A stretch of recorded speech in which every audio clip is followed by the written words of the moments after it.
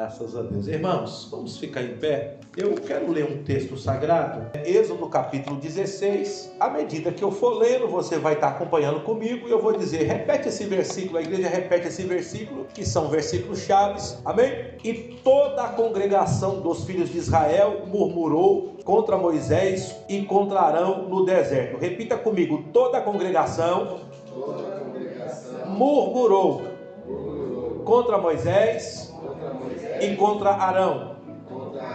Amém. Aí o versículo 3 diz assim: e os filhos de Israel disseram-lhe: quem dera que nós morrêssemos por mão do Senhor na terra do Egito, quando estávamos sentados junto às panelas de carne, quando comíamos pão até fartar. Por que nos tende tirado a este deserto para matardes de fome toda essa multidão? Então disse o Senhor a Moisés: eis que vos farei chover pão do céu, e o povo sairá e colherá cada dia a porção para cada dia, para que eu veja se anda na minha lei ou não. E acontecerá ao sexto dia que prepararão o que lhe colherem, e será o dobro do que lhe colhe cada dia. Então disse Moisés a Arão e a todos os filhos de Israel: à tarde sabereis que o Senhor vos tirou da terra do Egito. Amanhã vereis a glória do Senhor, porquanto ouviu a vossa murmuração contra o Senhor. Porque a quem somos nós para que murmurais contra nós? O versículo 7, repita comigo: o Senhor ouviu a vossa murmuração. As vossas murmurações não são contra nós, mas sim contra o Senhor. Diga comigo: quando eu murmuro não contra o profeta, não contra o pastor, não contra meu marido, não contra minha esposa, mas contra Deus. E aconteceu que à tarde subiram cordonizes e cobriram o arraial, e pela manhã jazia o orvalho ao redor do arraial. E alçando-se o orvalho, caindo, eis que sobre a face do deserto estava uma coisa miúda, redonda, miúda como geada sobre a terra. E vendo os filhos de Israel, disseram uns aos outros: que é isso? Porque não sabiam o que era. Disse-lhe, pois, Moisés: este é o pão que o Senhor vos deu para comer.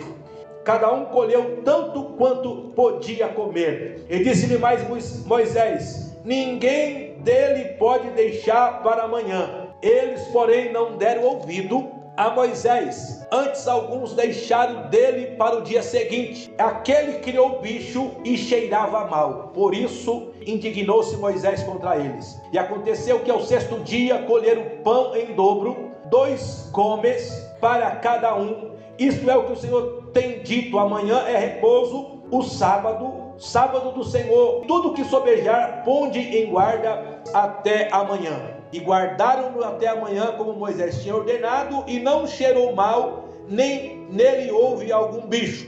6 dias colhereis, mas o 7º dia é sábado, não haverá. E aconteceu que ao 7º dia, alguns do povo saíram para colher, mas não acharam. Então disse o Senhor a Moisés: até quando recusareis a guardar meus mandamentos e as minhas leis?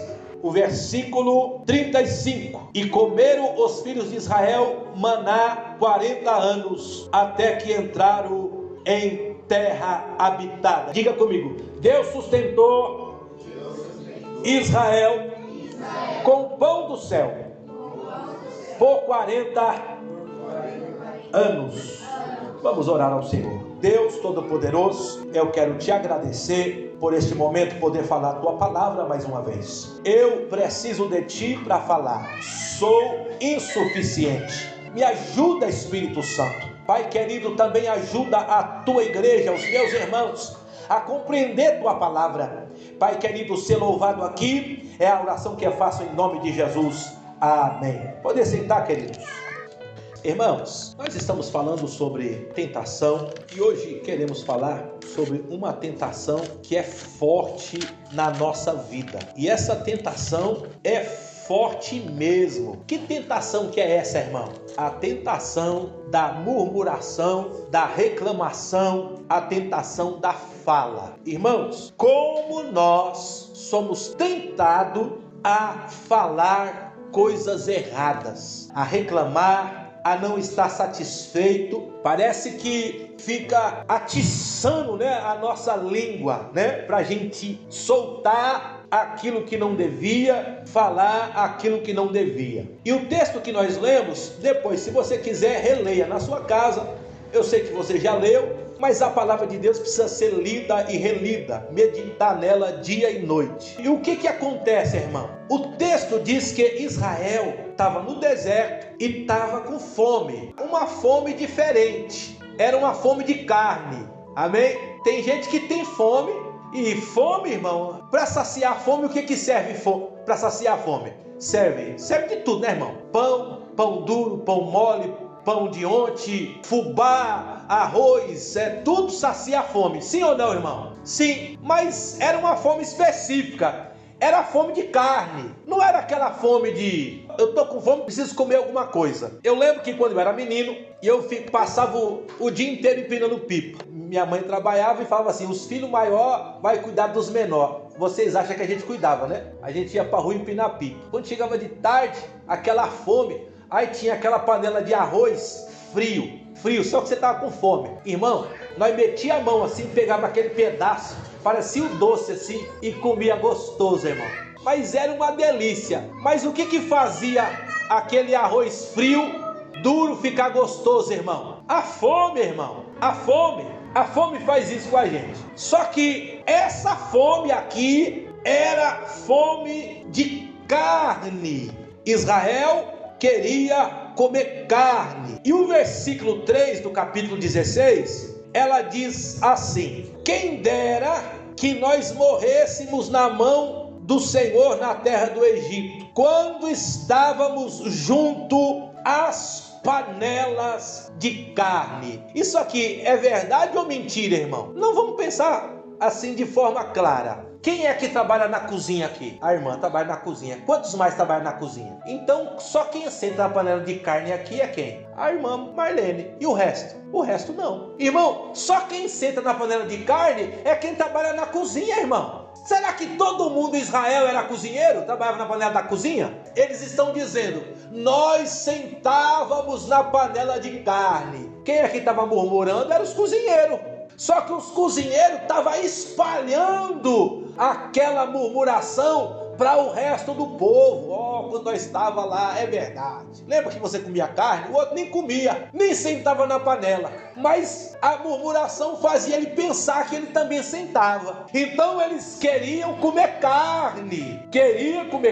Aí o outro diz: comíamos carne quando comíamos pão até fartar. Quem está falando isso é os cozinheiros, irmão. Fazia carne, quem cozinhava carne, quem fazia pão, é os cozinheiros. Então perceba, irmão, não se trata de uma palavra verdadeira, mas a murmuração, ela faz isso. Todos aqui, eu acredito que já trabalhou em firma, né? Se não, um dia vai trabalhar. Um funcionário insatisfeito é uma coisa terrível, né, irmão? Meu Deus do céu. Irmão, seria bom se o encarregado ou o gerente pegasse e mandasse ele embora logo.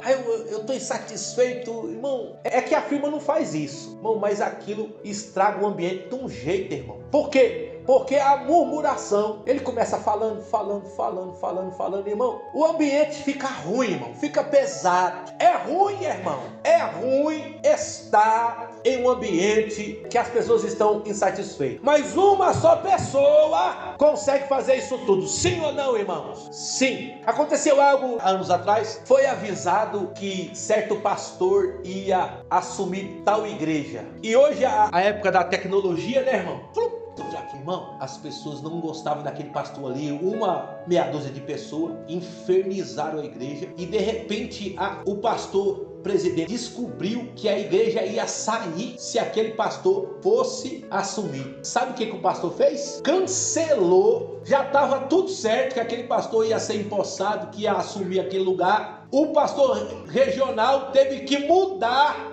Irmão, aconteceu um negócio aí e nós não vamos poder colocar você lá porque o povo não quer você lá. Irmão, perceba que o que a murmuração fez? Fermentou, estragou todo o ambiente. De repente, o pastor presidente não pôde colocar aquele pastor lá, porque senão ia perder a igreja. Isso é resultado de quê, irmão? Murmuração. Eu lembro de uma situação quando eu entrei na empresa, que tinha uma senhora, era jovem senhora, todo mundo falava mal dela. E de fato ela era exigente, para não dizer chata, né? Aí um dia o encarregado falou assim: ó, você vai trabalhar naquela máquina. E eu falei assim: a gente tem que trabalhar. Irmão, nós viramos melhores amigos. E eu descobri que tudo aquilo que falava dela era mentira. Era mentira. Porque preconcepção.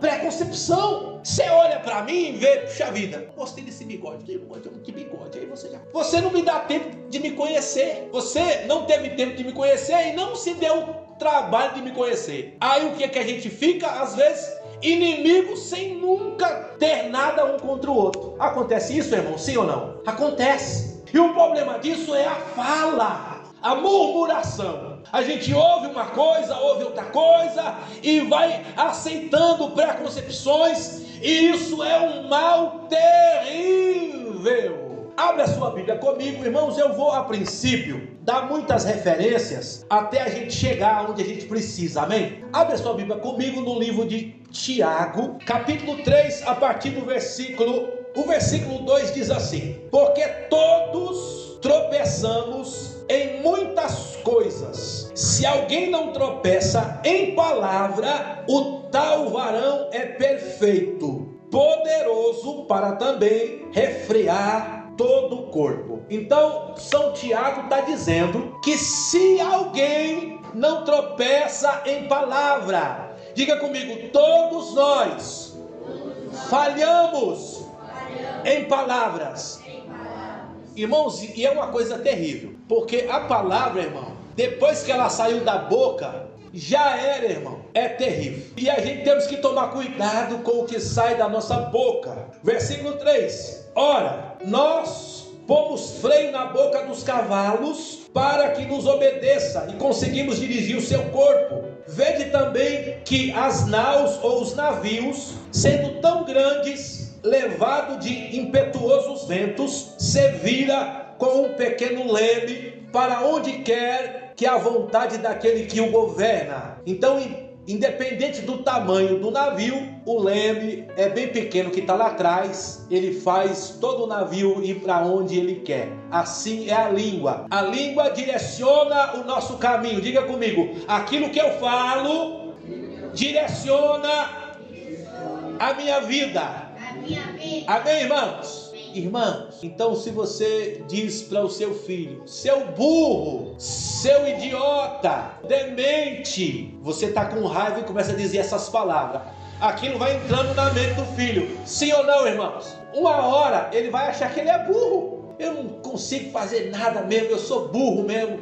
Mas quem foi que disse isso para ele? Os pais. Então, querido, na hora da raiva a gente tem que tomar cuidado aquilo que a gente fala, para não direcionarmos a vida de alguém. Assim também, versículo 5 do Tiago 3, a língua é um pequeno membro e gloria-se de grandes coisas. Vede, com grande bosque um pequeno fogo incendeia. Ou seja, não precisa de muito fogo para queimar tudo. Um palito de fósforo, só um foguinho queima o bosque inteiro. A língua é um fogo como mundo de iniquidade. A língua está posta entre os membros do corpo e contamina todo o corpo e inflama o curso da natureza e é inflamada pelo inferno. Perceba que a língua inflama o curso da natureza. Irmãos, a língua é poderosa para direcionar a vida de alguém. E continua, versículo 9: com ela bendizemos a Deus e Pai, e com ela amaldiçoamos os homens, feito à semelhança de Deus. De uma mesma boca procede bênção e maldição. Meus irmãos, não convém que isso se faça assim. Então, São Tiago está dizendo, isso não é próprio de alguém que recebeu a Cristo. Irmãos, eu não posso usar minha língua para adorar a Deus e usar a minha língua para amaldiçoar pessoas. Certo dia, isso já aconteceu na Bíblia, vocês sabem muito bem, e aconteceu comigo também, mas vamos conversar primeiro na Bíblia. Jesus disse para os seus discípulos: entra na aldeia dos samaritanos, prepara um quarto para a gente pousar. Então Jesus entrou, aliás, os discípulos entraram na aldeia dos samaritanos, e os samaritanos identificaram que não se tratavam de samaritanos, mas sim de judeus, e eles tinham birra uns com os outros, e eles disseram: não tem quarto. Irmãos, se eu sou de São Paulo e vou para Minas, abro a minha boca lá, o que as pessoas vão dizer? É mineiro? Não. O mineiro vem para cá e abre a boca para conversar, o que você fala? É mineiro. Você identifica pela fala, pela roupa, pela veste. Então eles identificaram os discípulos: esse povo que veio pedir um quarto é judeu, não tem quarto para judeu aqui nenhum não. Não tem quarto aqui para eles não. Aí eles voltaram indignados porque não acharam estadia para Jesus e para eles. Tiago e João disseram assim: mestre, permita que a gente ore para que, como Elias, desça fogo do céu e queime o samaritano tudinho que não deu quarto para a gente. Jesus falou assim: que espírito é esse que está falando na boca de vocês? Vocês acham que eu vim destruir os homens? Eu vim dar vida para os homens. Eu não vim matar ninguém. Perceba que eles estavam indignados e queriam matar aqueles que não deu lugar para eles dormir. Imagina, irmão, se Jesus liberasse isso para nós. Irmão, o que é de gente morrer, não é, irmão? Porque a gente fica bravo e libera que morra, né? Que morra, que não prospere. Uma vez eu vi criança, o poder da fala. O poder da fala, irmão, tome cuidado com o que você fala. Minha mãe, ela foi em São Paulo buscar um armário que ela ganhou da patroa dela. Era um armário pequeno e o vizinho lá tinha uma perua e ela foi pedir para ele fazer o carreto. Mas ele cobrou caro, irmão. Minha mãe ficou brava. Minha mãe falou assim: esse rapaz me trouxe prejuízo, que ele não prospere por causa disso, que ele tem um prejuízo. Ela falou isso. Irmão, é justo isso, irmão? Não é justo, irmão.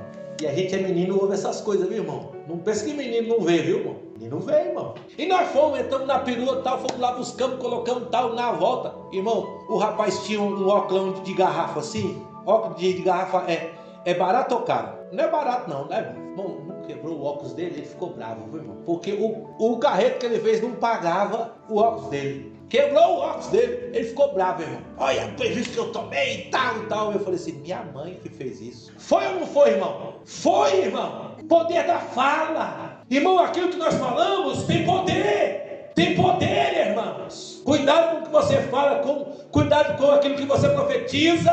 Cuidado com as suas reclamações. Cuidado. Aí, queridos, vamos falar de mim. Teve um dia que eu tava bem santo. Tem dia que a gente tá santo, tá, irmão? Aí eu saí de casa para ir trabalhar. De vez em quando eu ia a pé para fazer uma caminhada, condicionamento físico, né? Aí eu ia a pé. Aí eu saí de casa assim, era tipo 1h da tarde. Eu ia até Franco, tal, uns 50 minutos andando. Ia devagarzinho e tal. Passou aquele carro de som. Aliás, aquela saveira que os caras só enchem de som, tocando aquele funk do Satanás, irmão. Sabe aquelas palavras de baixo escalão que o seu ouvido dói só de ouvir? Irmão, eu fiquei tão irado que eu disse assim: filho do diabo, eu te amaldiçoo, que você caia nessa barroca e capote, em nome de Jesus. Irmão, eu falei com tanta fé, com tanta coragem, com tanta certeza que aquilo ia acontecer, que eu fui andando, procurando o carro na barroca, procurando onde que caiu, fui procurando. Quando passou as barrocas pirambeiras, eu peguei a pista, fiquei chateado porque não aconteceu, meu amigo. Aí o Espírito Santo falou assim para mim: é justo isso? É justo? Você acha que eu vou ouvir uma coisa dessa? Eu falei assim: meu Deus, me perdoa. Irmão, se Deus me ouve, o carro cai, o cara morre, cai na barroca, destrói casa de alguém, a desgraça que ia acontecer, e eu ia dizer: olha aí, é justo isso? Isso não aconteceu só uma vez não, irmão. Uma vez lá no Pretória, a igreja que pastoreei, o traficante roubou a areia da igreja. Compramos areia das ofertas da viúva. Aí no sábado eu cheguei lá para fazer a a obra, levei os irmãos, cheguei lá, cadê a areia da igreja? Aí eu olhei para frente da construção, todo aquele alicerce feito. É um mais um, né, irmão? Falei assim, foi ele. Eu falei para os irmãos, calma aí que nós vamos resolver isso aí, calma aí que fui lá no traficante e falei assim, ô fulano, pegou a areia da igreja? Aí ele falou assim, eu não. Aliás, não, antes de falar, eu perguntei pros vizinhos. E o pessoal é assim, né? Na favela, né? Favela ou comunidade, né? Não sei de nada, não vi nada. É ou não é? Não sei, não vi, não sei, não vi. Aí, mas eu sabia quem era, né? Aí passou um irmão, falou assim, pastor Eli, eu sei quem foi fulano. Eu vi. Eu falei assim, não, eu sabia só para confirmar, né? Aí bati lá, falei assim, ô fulano, você precisou usar a área da igreja aí? Você usou a área da igreja? Ele falou assim, eu não. Você não? Não, não usei não. Eu falei assim, como não? Fulano de tal viu? Eu falei assim, não, eu só peguei 8 latas. 8 latas? Tinha quase 2 metros de areia lá, irmão. Eu falei assim, tá tranquilo, tá tranquilo. Você mexeu com a oferta da viúva aqui e tá tudo certo. Dispensei os irmãos, fiquei bravo. Cheguei em casa e disse, a partir de hoje, palavra de crente, tá, irmão? Vou jejuar até Deus matar esse desgramado. 21 dias de oração e jejum. De noite, 10 horas da noite, eu entregava o jejum e dizia, Deus, prova que tem homem de Deus. Mata aquele homem maldito que roubou a areia da igreja. 21 dias, irmão. No 21º dia, quase que eu morri. E o fulano de tal, forte.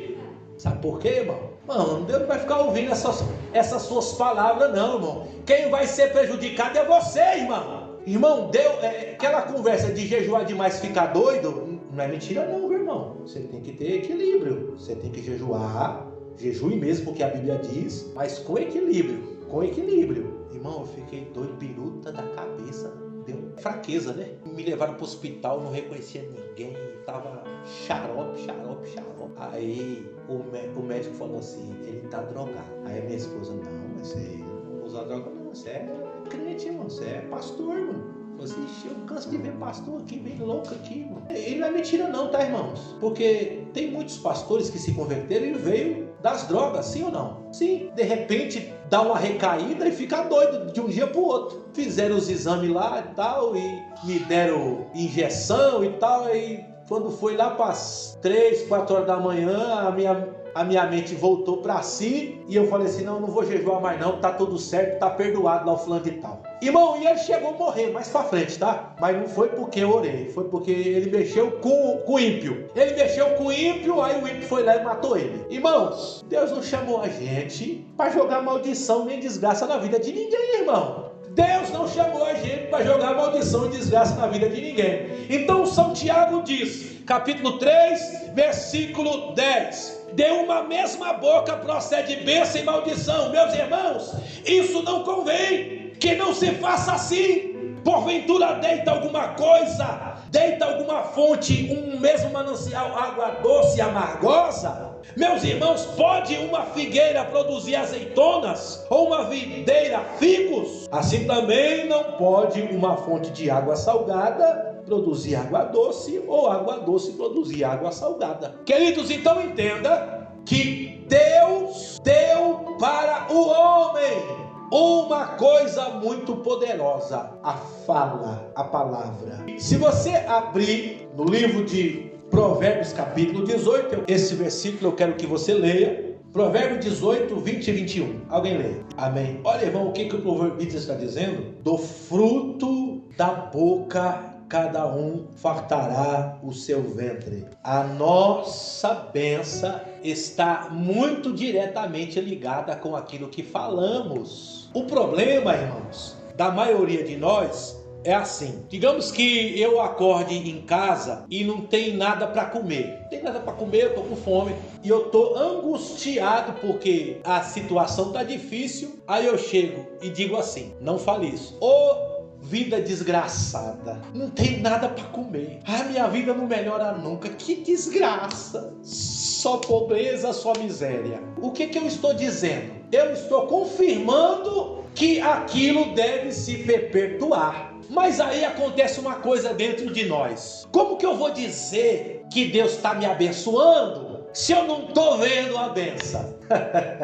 Como que eu vou dizer, não, meu dia vai ser abençoado, Deus já tem provido o meu pão, Deus já tem provido os recursos, a bênção já chegou, já eu vou desfrutar do bem que Deus está me dando, se eu não estou vendo nada disso? Irmãos, o problema é exatamente esse, porque o meu coração está angustiado, eu estou amargurado, e eu penso que não é justo eu falar uma coisa boa se eu estou vivendo um momento ruim. Não é justo eu falar uma coisa boa se eu estou vivendo um momento ruim. Não é justo eu dizer que o meu dia está sendo bom se eu estou vivendo uma situação difícil. Então eu prefiro falar a minha realidade. Mas a Bíblia diz que eu vou desfrutar daquilo que eu falo. Não é daquilo que eu penso, é daquilo que eu falo. Se você não disser, se você não declarar, a bênção de Deus está comigo, o Senhor é o meu provedor, a situação vai melhorar, Deus vai prover, Deus já tem provido, a bênção não virá, meu irmão. Pensa no tamanho da angústia que estava Abraão, irmão. Ou você acha que Abraão estava contente? Deus disse para ele, eu quero ser o filho, caminha 3 dias que eu vou te mostrar o monte para você me entregar ele. 3 dias caminhando, o filho que ele esperou 25 anos, agora rapazão, não era bebezinho não, irmão, era um rapazão, ele já carregava lenha, feixe de lenha. Aí o filho dele era esperto, sabia fazer matemática, disse assim, pai, nós estamos subindo esse monte aqui, eu estou vendo que o cutelo, a faca está com você, a lenha está comigo, mas cadê o cordeiro? Ele falou, vou te matar, filho? Falou? Não, é você, eu vou te matar, filho. Já eu vou picar a faca em você, porque Deus pediu, tá tudo certo. Foi isso que ele falou, irmão? O que ele falou? Deus proverá para si o cordeiro. Deus proverá para si o cordeiro. O meu coração está angustiado, mas Deus proverá para si o cordeiro. O meu coração está angustiado, mas Deus proverá aquilo que eu preciso. E Deus provê mesmo, irmão. E Deus provê mesmo. Imagina, irmão, aquela viúva que recebeu a profecia de ter o filho do profeta Eliseu. Aí o filho morre, ela manda o seu marido mandar um rapaz que ela vai consultar o profeta. O marido disse assim, mas não é lua nova, por que você vai lá no profeta? Ele disse, não, tá tudo bem, eu vou lá porque tá tudo bem, eu só vou lá. Ela falou, é que o menino morreu. Irmão, diga comigo, todo homem é prático. Amém, irmãos? Isso é fato, tá, irmão? Todo homem é prático. Se ela fala para o marido, não é que o nosso filho morreu, o que ele ia fazer, irmão? Enterrar, irmão. Enterrar. O homem é prático. Não, vamos ficar com o menino morto? Não, vamos enterrar. Não, mas a fé, irmão, ela não. Ela vigia. A fé vigia também, tá, irmão? A fé vigia. Não fale, não conte a sua realidade para certas pessoas. A fé vigia. Ela, então, disse, não, tá tudo bem, eu só vou lá para ver o homem de Deus, tá tudo certo, não tem problema nenhum não. Aí, querido, quando ela vai se aproximando do monte que Eliseu costumava estar, diz o texto que o profeta Eliseu disse, vai lá ver o que a sunamita quer. Aí Geazi disse, ei, mulher, vai tudo bem contigo? Tá tudo certo? Ela falou assim, não, tá tudo certo, não tem problema nenhum não, tá tudo bem. Tava tudo bem, irmãos? Tava. Então perceba, irmão, que para mim falar coisa boa, eu não preciso estar sentindo que a coisa está boa.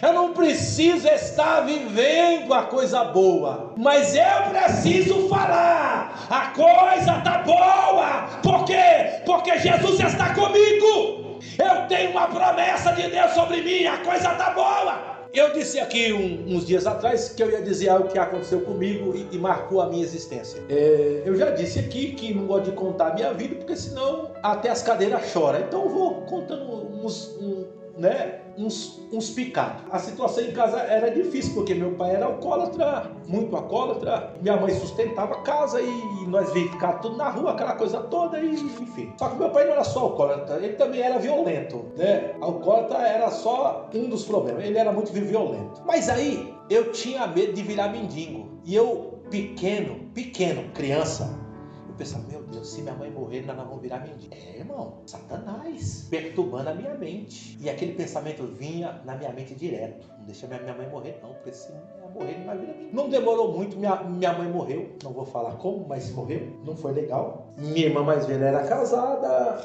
e ela começou a cuidar dos meus irmãos mais novos. E eu também já era adulto tinha 18 anos ou 20 anos, coisa assim. Estava trabalhando também, começamos a cuidar dos irmãos mais novos. E nós cuidávamos até do nosso pai, os filhos cuidando até do pai, né? Tem que cuidar mesmo. Aí Satanás chegou para mim já adulto. Ó, você não pode casar não, viu? Porque se você casar, seus irmãos vão virar mendigo. Então eu era adolescente, Satanás disse, você vai virar mendigo. Só que eu não falava com ninguém aquilo, tá, irmão? Aquilo era a perturbação da minha alma. E agora Satanás está dizendo, você não pode casar, porque senão seus irmãos vão virar mendigo. E eu pensando naquilo. Só que aí, irmão, eu conheci Isabel, apaixonei e já era. É fogo, mas esse negócio de amor, paixão é terrível. Ele mexe com a gente, muda tudo. Só que é lógico que eu não abandonei os meus irmãos. Amém, irmãos? A minha irmã também não abandonou e continuamos ajudando à medida do possível. Agora não é como era antes, agora é menos. Enfim, nenhum dos meus irmãos virou mendigo. Sabe por quê? Porque Satanás é um mentiroso. Quem cuida de nós é Deus. Quem provê nosso pão é Deus.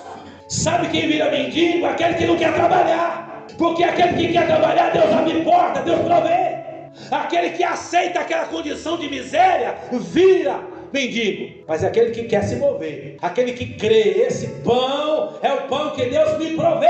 Irmão, tem coisas que é pequena, mas vira portas grandes. Eu conheço uma irmã, e eu vou dizer o nome dela porque é benção. Sheila, amiga nossa, esposa do pastor Tiago. Ela começou a trabalhar numa empresa terceirizada na escola Mackenzie, para ganhar pouquinho, irmão, na limpeza. E ela foi, o pessoal gostou dela. Disse, não, você vai trabalhar diretamente com a gente. Então ela saiu da limpeza e passou para a escola Mackenzie. Então ela entrou numa porta pequena, né? Tem gente que acha que ser faxineiro é coisa horrível. Não, irmão, é trabalho, e todo trabalho é digno, amém, irmãos? Todo trabalho é digno. E a porta abriu para ela na Mackenzie. Enfim, por ela estar lá, os filhos dela estudam de graça na Mackenzie. Ela, o marido dela, todo mundo tem bolsa para estudar na faculdade de graça na Mackenzie. O que é isso, irmão?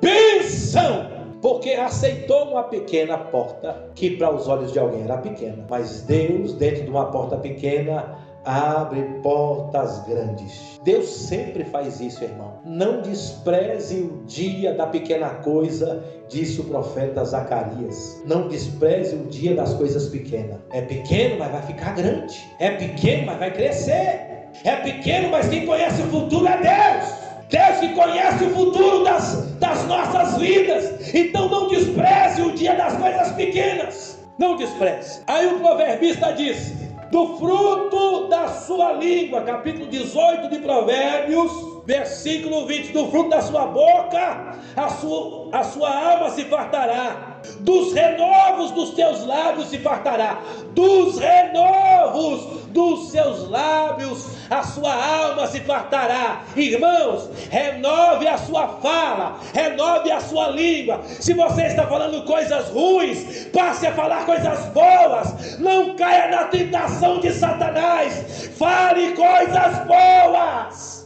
Mas eu não estou sentindo, isso não é verdade. Não importa, irmão, não importa. Pare de pensar, irmão, que você precisa sentir para você falar. Não, irmão, fale sem sentir. Declare a palavra de Deus. Declare aquilo que Deus disse. Declare aquilo que Deus falou. E não aceite menos do que aquilo que Deus falou. Ah, mas não está acontecendo. Mas vai acontecer. Não é hoje, mas será amanhã, será depois, não importa. Vai acontecer. Queridos, a morte e a vida está no poder da língua.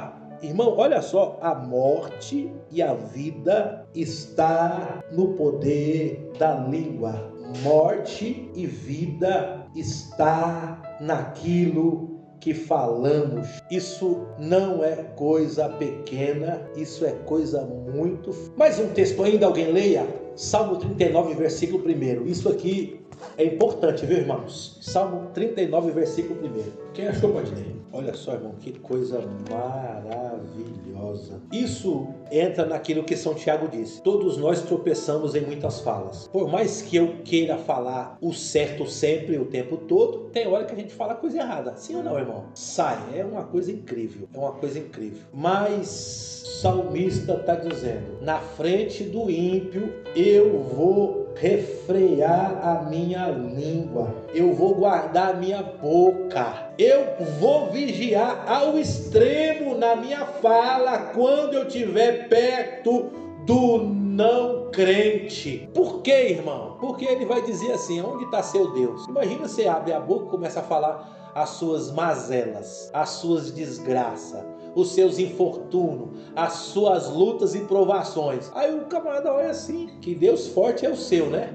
Poderoso esse Deus, hein? Poderosíssimo. Ele vai falar isso, irmão? Não, ele vai lançar em rosto que a sua fé não é de nada, que o seu Deus não é de nada. Então, querido, devemos tomar cuidado ao abrir nossa boca diante de não crentes, diante de pessoas que precisam ouvir de nós coisas boas. Então, queridos, guarda a tua fé. Eu já convivi com pessoas que tinha uma fala horrível, irmão. Conviver com essas pessoas, parece que quando você erra, você faz aquele negócio. Elas falam com tanto poder que se você pudesse, você entrava dentro da terra e se escondia. Porque a fala, ela inflama, irmão, inflama. Porém, a palavra branda, ela alivia o furor. Aquele que fala com brandura, aquele que sabe falar, ele traz bênção para si e para o seu próximo. Queridos, já estamos indo para o final, mas a mensagem não acabou. Ainda tem muita coisa para a gente falar, mas para você entender aqui, reclamação,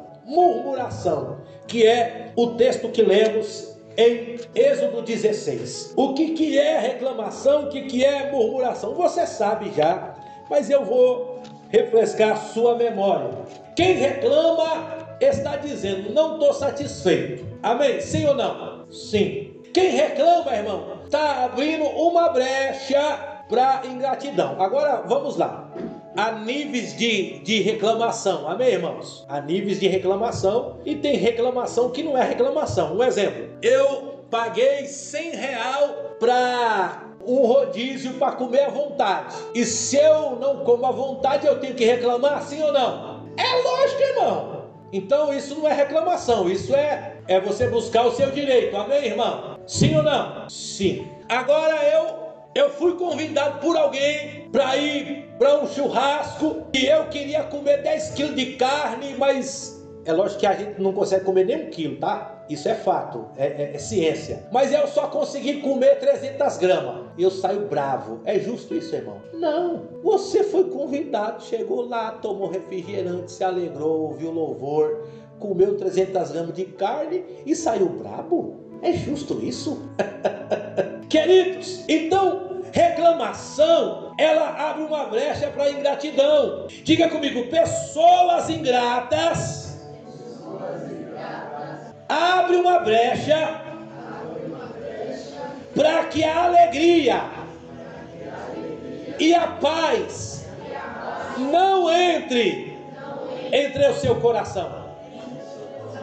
Irmãos, todos os ingratos são infelizes e não têm paz. Toda pessoa ingrata, eu não estou dizendo daquela reclamação, tipo, eu comprei 100 pacotes de arroz e eu preciso que tenha quantos pacotes de arroz? 100, porque eu comprei 100, amém, irmão? Se você pagou por 100, é 100. Agora, a pessoa me entrega 99 pacotes de arroz. Eu não paguei nada por isso. Você vai falar: eu queria 100? Eu queria 100. É igual aquela conversa, né? Daquele miserável, que aquilo é um miserável, né? Tá morrendo de fome. É ditado popular, tá? Mas é interessante, cabe aqui. A pessoa estava morrendo de fome. Aí alguém disse assim: fulano, eu vou te ajudar, eu vou te dar 1 quilo de feijão. Aí ele disse assim: mas já está cozido. Então, querido, Ele não queria só o feijão, ele queria cozido. Falou assim, não, já está cozido, mas já está temperado. Não está temperado. Não, já está temperado, mas tem toicinho dentro. Não tem, mas vem com acompanhamento. Irmão, o ingrato nunca vai estar satisfeito com aquilo que tem, com aquilo que recebe. E quem é ingrato está fechando a porta para alegria e para paz. Resmungar a ingratidão, falar uns aos outros de seus descontentamentos, tormentar o mal, passar a transmitir aquilo que está em você para outras pessoas. Irmãos, depois vocês leiam Juízes capítulo 6 e 7, e Deus disse assim: manda os covardes embora, manda os covardes embora. Por que Deus disse para Gideão mandar do exército de Israel os covardes embora?